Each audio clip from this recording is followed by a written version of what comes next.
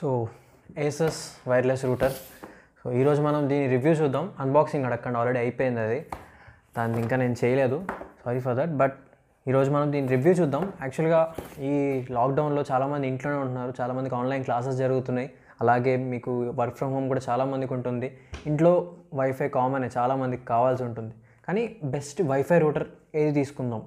So దాంట్లో మనకి చాలా ఆప్షన్స్ ఉన్నాయి ఇప్పుడు మనకు మార్కెట్లో వైఫై రూటర్ తీసుకోవడానికి. 2000లో కూడా మనకు ఒక వైఫై రూటర్ వస్తుంది. ఆఖరికి మనం తీసుకునే ప్రొవైడర్, ఎవరైతే నెట్వర్క్ ప్రొవైడర్ ఉంటారో వాడే మనకు ఫ్రీగా వైఫై రూటర్ ఇస్తున్నాడు. కానీ వాటిని డిఫర్ చేస్తూ ఈ వైఫై రూటర్ ఎలా ఉంది? సో దీని బడ్జెట్ యాక్చువల్గా 5500, కానీ ఆ బడ్జెట్కి ఈ వైఫై రూటర్ ఎలా ఉంది? సో ఒకసారి దీని మీద ఒక లుక్ వేద్దామా?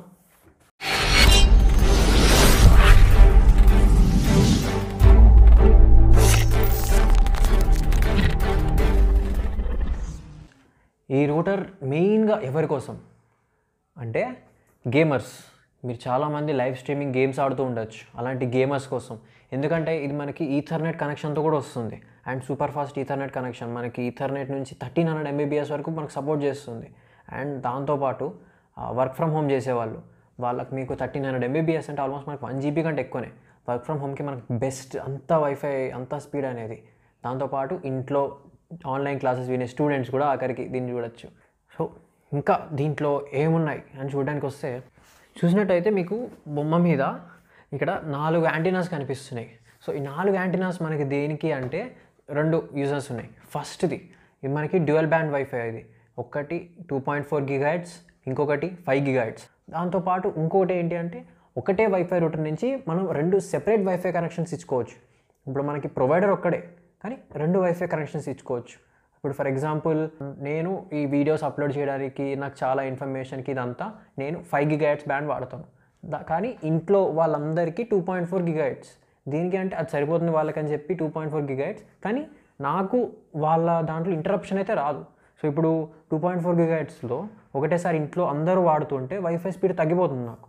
కానీ 5 GHz దాంతో నేను ఒక్కడనే వాడితే నాకు ఏమాత్రం వైఫై స్పీడ్ తగ్గదు. సో వీడియోస్ అప్లోడ్ చేయడానికి కానీ దేనికి కానీ వైఫై స్పీడ్ అనేది నాకు ఎప్పుడు తగ్గదు, ఒక స్టేబుల్గానే ఉంటుంది నాకు, నేను ఒక్కడనే వాడతాను కాబట్టి. సో అదనమాట, మన పర్సనల్గా ఒకటి పెట్టుకుని ఇంకొకటి ఫ్యామిలీకి ఇచ్చుకోవచ్చు. ఇప్పుడు మీరు వర్క్ ఫ్రమ్ హోమ్ చేస్తున్నారనుకోండి, మీరు ఆఫీస్ కనెక్ట్ అయ్యే ల్యాప్టాప్కి 5 GHz బ్యాండ్ పెట్టుకుని ఇంటి మొత్తానికి 2.4 GHz ఇవ్వచ్చు. సో ఇలాంటి ఆప్షన్స్ కూడా మనం చేసుకోవచ్చు ఈ డ్యూయల్ బ్యాండ్ వైఫై ఉంటే. సో దాంతోపాటు వైర్లెస్ ప్రింటర్స్ ఉంటాయి కదా, మనకి చాలా ప్రింటర్స్ ఏంటి అంటే ఇప్పుడు కాదు, ఆల్మోస్ట్ ఎప్పటి నుంచి వస్తున్నా ప్రింటర్స్ అన్నీ వైఫై కనెక్ట్ చేస్తున్నాం మనం. ఇప్పుడు మన ఫోన్లో ప్రింటర్ని కనెక్ట్ చేస్తాం, వైఫై ద్వారా ప్రింటర్ని కనెక్ట్ చేసి మన ఫోన్లో ప్రింటర్ నొక్కగానే అక్కడ ప్రింటర్లో ప్రింట్ అయిపోతుంది, అంతా ఉంటుందన్నమాట. సో ఆ వైర్లెస్ ప్రింటర్స్కి బెస్ట్గా కనెక్ట్ చేస్తుంది. ఈ 5500 బడ్జెట్లో బెస్ట్ ఇది కనెక్ట్ చేయడానికి. అండ్ దాంతోపాటు దీంట్లో WPS బటన్ కూడా ఉంటుంది. అది యాక్చువల్గా చాలా రూటర్స్కి వస్తాయి, చిన్న బడ్జెట్ రూటర్స్కి రాదు, కానీ పెద్ద బడ్జెట్ రూటర్స్కి 2,000-3,000 ఆ రేంజ్ నుంచి ఏ రూటర్స్ కన్నా వస్తుంది WPS బటన్. దాని యూజ్ ఏంటి అంటే, మనకి ఇప్పుడు మనం చాలామందికి మన పాస్వర్డ్ చెప్పాలి అనుకోం, ఒకటేసారి ఇంటికి కొంచెం గెస్ట్స్ వచ్చారు, వాళ్ళందరికీ మనం పాస్వర్డ్ చెప్పాలి అనుకోం. సో అప్పుడు ఏం చేస్తాము, ఆ WPS బటన్ ఉంటుంది కదా, దాన్ని ఒక్కసారి క్లిక్ చేయగానే అది రీసెట్ అవుతుంది కొంచెం సేపటికి, ఒక 30 seconds or 1 minute మనం సెట్ చేసుకున్న దాన్ని బట్టి అంత టైంకి పాస్వర్డ్ లేకపోయినా డైరెక్ట్ కనెక్ట్ అయిపోతుంది అనమాట. పేరెంటల్ కంట్రోల్ అనే ఒక ఆప్షన్ ఉంటుంది. అండ్ ఇదేంటి అంటే యాక్చువల్గా పేరెంట్స్ అందరికి మంచి హ్యాండీ ఫీచర్. ఇదేంటంటే వాళ్ళ పిల్లలు లేకపోతే ఇంట్లో వేరే వాళ్ళు ఏం యూస్ చేస్తున్నారు, ఏమేమి వెబ్సైట్స్ ఓపెన్ చేస్తున్నారు, ఫేస్బుక్ ఎంతసేపు వాడుతున్నారు, ఇన్స్టాగ్రామ్ ఎంతసేపు వాడుతున్నారు అనేది మీ పేరెంటల్ కంట్రోల్లో మొత్తం ఆప్షన్స్ అన్నీ వస్తాయి. మిమ్మల్ని మీరు పేరెంట్గా అక్కడ డిజైన్ చేసుకుని మిగతా వాళ్ళందరినీ చూసుకుంటే వాళ్ళందరినీ మీరు కంట్రోల్ చేయొచ్చు. వాళ్ళకి ఎంత బ్యాండ్ రోజుకి ఎంత GB వాళ్ళు వాడగలరు అనేది కూడా మీరు కంట్రోల్ చేయొచ్చు. వాళ్ళు ఏం చూస్తున్నారు అనేది కూడా మీరు చూడవచ్చు. సో ఇలాంటి అన్ని ఫీచర్స్ ఉంటాయి, మీ కంట్రోల్ గ్రిప్ ఉంటుందన్నమాట. మీ మొత్తం ఫ్యామిలీలో వాడే వాళ్ళందరి మీద మీ కంట్రోల్ గ్రిప్ ఉంటుంది వాళ్ళు వాడే వైఫై మీద. దీంట్లో మనకి డాంగల్ సపోర్ట్ కూడా వస్తుంది. అంటే మనకి 4G 3G డాంగల్స్ ఉంటాయి కదా, మనం డైరెక్ట్గా మన ల్యాప్టాప్కి లేదా మన సిస్టమ్కి మనం కనెక్ట్ చేసుకుని మనం ఇంటర్నెట్ యూస్ చేస్తూ ఉంటాం. అదే మన ఫోన్కి కూడా ఆ ఇంటర్నెట్ ఇవ్వాలి అనుకుంటాం. సో అప్పుడు ఇలాంటి రూటర్ ఉంటే మనకి ఏమవుతుంది అంటే, ఆ డాంగల్ని డైరెక్ట్గా మనం ఆ రూటర్కే కనెక్ట్ చేసాం అనుకోండి, అప్పుడేమవుతుంది, ఈ వైఫై వాడుతూ ఆ రూటర్ ఇంటర్నెట్ని మనం అన్ని డివైసెస్తో వాడచ్చు. సో అదొక యూజ్ ఉంటుంది. అది నాకు ఒక యాంగిల్లో బాగా నచ్చింది. ఎందుకంటే మేము స్టార్టింగ్లో ఈ వైఫై రూటర్ తీసుకునే ముందు ఒక డాంగల్ ఉండేది. సో ఆ టైంలో మా దగ్గర డాంగల్ ఉంది, కానీ మా దగ్గర అన్నిటికీ డివైస్ అయితే లేదు, అన్నిటికీ ఇలా సపోర్ట్ చేసే డివైస్ అయితే మా దగ్గర లేదు. కానీ ఇది తీసుకున్నాక మేము ఇంటర్నెట్ కనెక్షన్ పెట్టించేసుకున్నాం, కానీ అప్పటికే డాంగిల్ పోయింది. కానీ యూజ్ అయితే అయ్యింది. కొన్నిసార్లు ఏమవుతుందంటే నెట్ ఉండదు. మాది యాక్చువల్గా మా బ్రాడ్బ్యాండ్లో కొన్నిసార్లు నెట్ తీస్తూ ఉంటాడు, సో అప్పుడు నెట్ ఉండదు. కానీ అప్పుడు ఇంట్లో బ్రాడ్బ్యాండ్లో ఎవరో ఒకరు సిమ్ దాంట్లో వేసేసి దీనికి కనెక్షన్ ఇచ్చుకుంటాం. సో అప్పుడు నెట్ లేని టైంలో ఇంపార్టెంట్ కావాలనుకుంటే దీని నుంచి రూటర్గా మేము వాడేసుకుంటాం అనమాట. సో అలా కూడా యూజ్ అవుతుంది మనకి ఇది.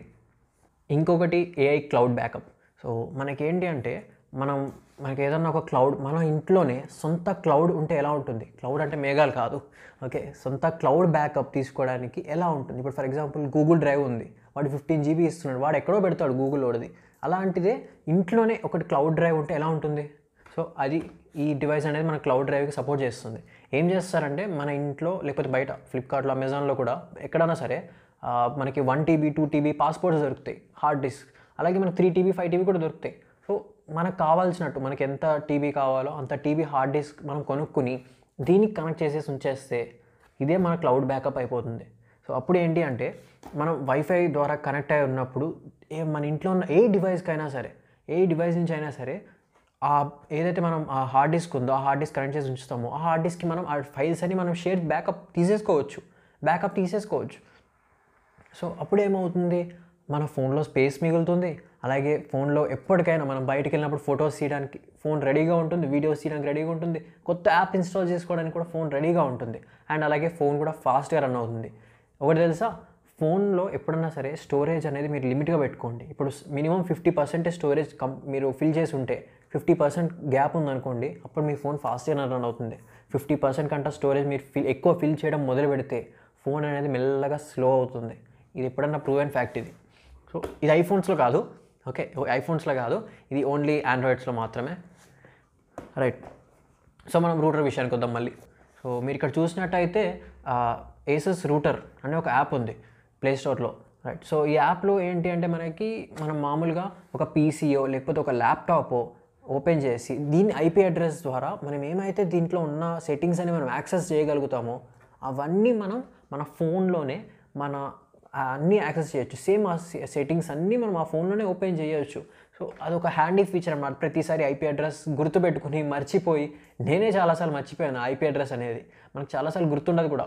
సో అప్పుడు ఏం చేస్తాం, సింపుల్గా ఈ రూటర్ యాప్ ఆల్రెడీ మన ఫోన్లో ఉంటుంది కాబట్టి ఓపెన్ చేసి మనకు కావాల్సిన పని మనం చేసేసుకుంటాం తొందరగా. సో అలా కూడా యూజ్ అవుతుందన్నమాట. అండ్ మనం దీంట్లో ఉన్న పోర్ట్ విషయాలు చూసుకుంటే దీంట్లో మనకి USB 3.0 పోర్ట్ ఒకటి వస్తుంది. దేనికి మనం ఏదైతే క్లౌడ్ బ్యాకప్కి మనం తీసుకుంటామో ఒక హార్డ్ డిస్క్ కనెక్ట్ చేయడానికి, సో దాది USB 3.0తో, సో ఫాస్టర్ స్టోరేజ్ అది ఇంకా. సో అదొకటి పనిచేస్తుంది. అండ్ అలాగే రీసెట్ బటన్, ఇదేంటంటే మన అన్నీ మర్చిపోదాం కదా, ఒకవేళ పాస్వర్డ్ మర్చిపోయినా లేకపోతే అడ్మిన్ పాస్వర్డ్ మర్చిపోయినా రీసెట్ బటన్ ఉంటుంది.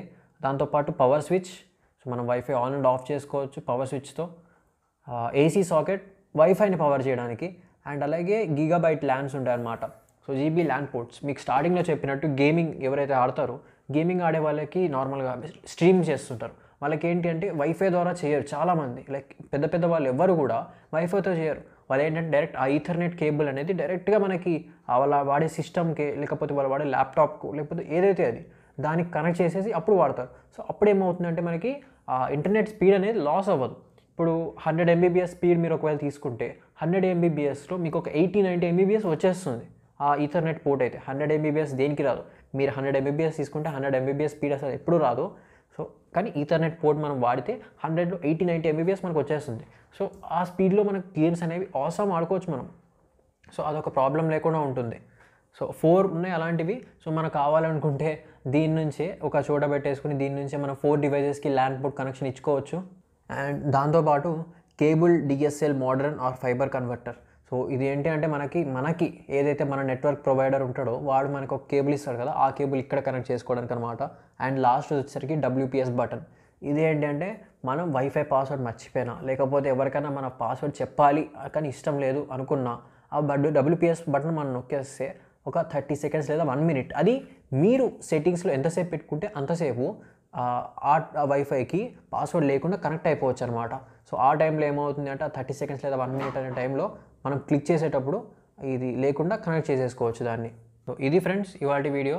సో ఈ వైఫై రూటర్ మీకు ఒకవేళ నచ్చినట్టయితే దీని లింక్ నేను కింద డిస్క్రిప్షన్లో వదిలేస్తాను, మీరు కూడా ట్రై చేయండి. చాలా బాగుంది నాకైతే దీని యూసేజ్. నేను ఆల్మోస్ట్ ఒక 1 వీక్ 2 వీక్స్ నుంచి వాడుతున్నాను. ఆల్మోస్ట్ ఒక అవసరం ఉంది దీనిది. నాకు ఎప్పుడు డ్రాప్ అవ్వలేదు సిగ్నల్. మా వైఫై నెట్వర్క్ ప్రొవైడర్ నుంచి డ్రాప్ అయింది కానీ వైఫై ద్వారా ఎప్పుడు డ్రాప్ అవ్వలేదు. సో బాగుంది, నాకైతే బాగా నచ్చింది.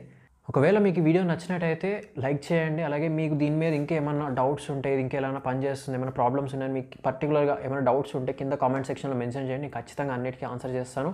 అలాగే ఛానల్ని సబ్స్క్రైబ్ చేసుకోండి.